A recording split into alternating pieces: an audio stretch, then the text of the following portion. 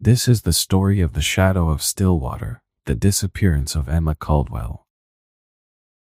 Emma Caldwell was the heart of her small town of Stillwater, Pennsylvania.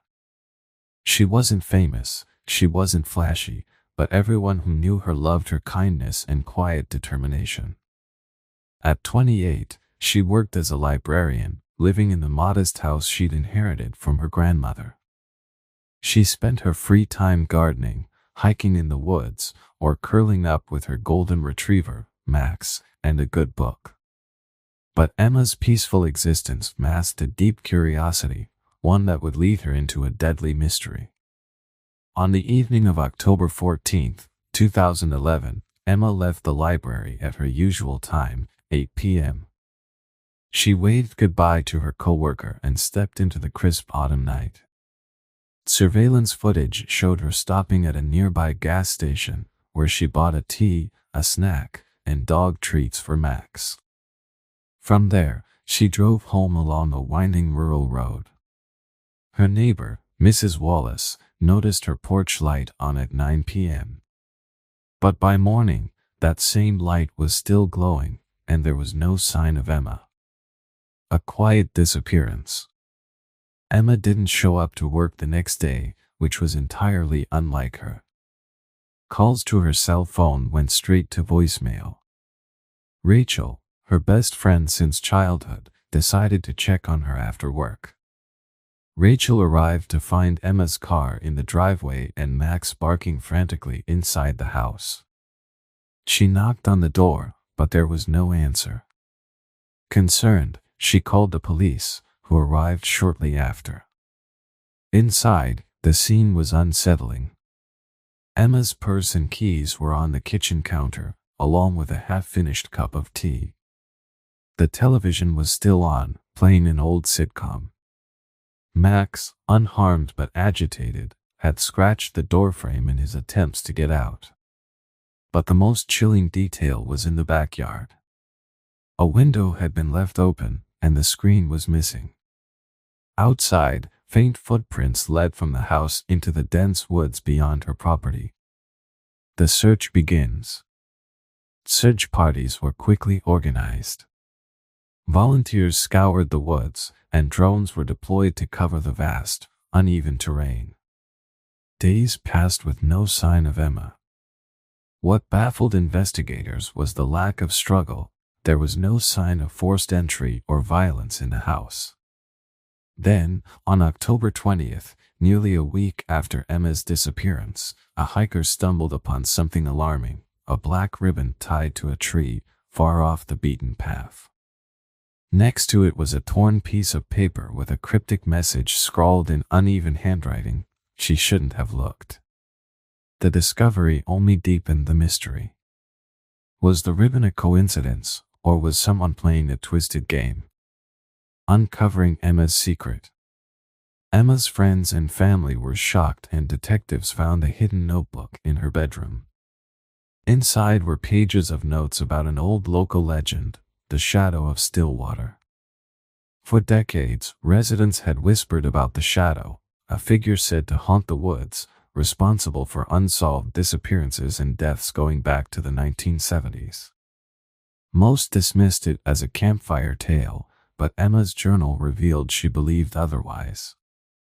Her entries were meticulous, listing names, dates, and connections between unsolved cases.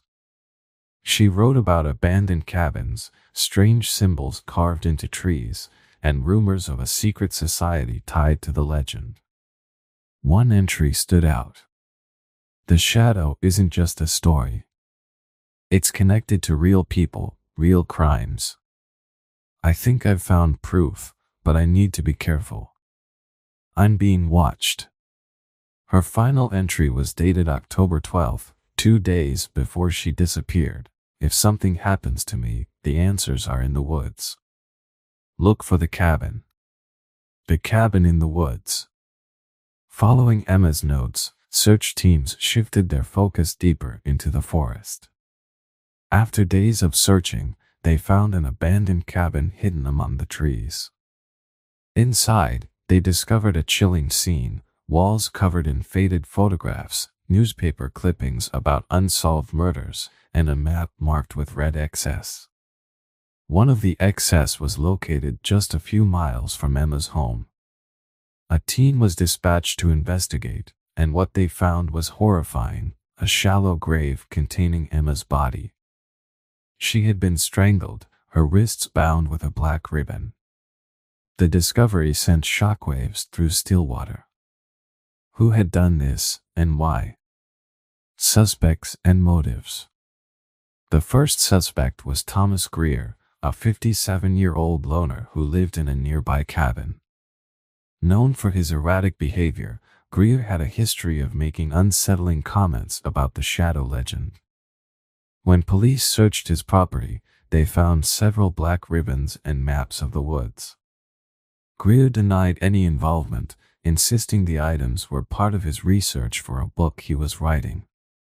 His alibi, a friend who claimed he had been at home on the night Emma disappeared, was shaky at best.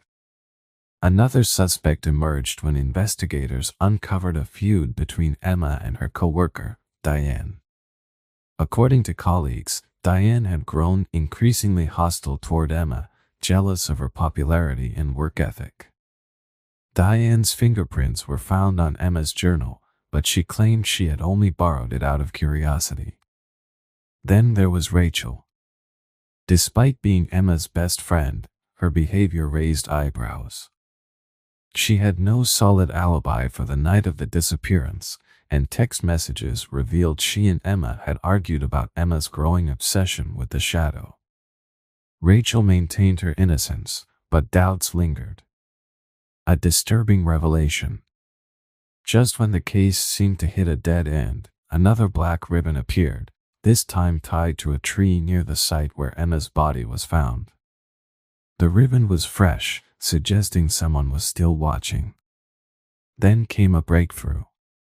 A local historian uncovered evidence linking the Shadow legend to a real person, Victor Hayes, a logger who disappeared in the 1980s. Hayes had been suspected of several disappearances but was never charged. Some believed he had faked his death and continued his crimes under the guise of the Shadow. Police re-examined old case files, looking for connections to Hayes. But before they could make progress, the ribbons stopped appearing, and the case went cold. The lingering mystery. Emma Caldwell's murder remains unsolved. Her story has become part of Stillwater's folklore, a cautionary tale about digging too deep. The woods where she lost her life are now avoided by locals, who claim to hear whispers among the trees. To this day, the Shadow of Stillwater continues to haunt the town. Whether it's the work of a single killer or a web of secrets tied to the past, one thing is certain: Emma saw something she wasn't supposed to see, and it cost her everything. Thank you for watching and listening. Subscribing and liking is much appreciated.